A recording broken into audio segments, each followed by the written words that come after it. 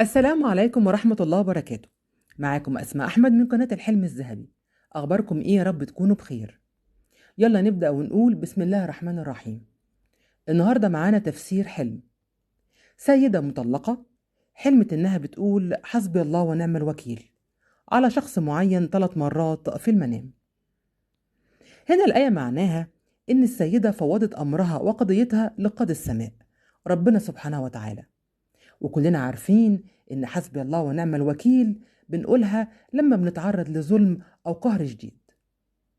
التفسير كالآتي: هنقول إن السيدة تعرضت لظلم، وبإذن الله في نصرة ليها من الظلم، واللي يأكد النصرة رقم 3 لأنها قررت حسبي الله ونعم الوكيل 3 مرات. رقم 3 بيبقى فيه إتمام أمر معين، يعني إتمام أمر نصرها من الظلم بإذن الله. كده الفيديو بتاعنا خلص. ما تنسوش اشتراك في القناة وتفعلوا الجرس ولايك وشير عشان يوصل لكم كل جديد. أشوفكم على خير إن شاء الله، وإلى اللقاء.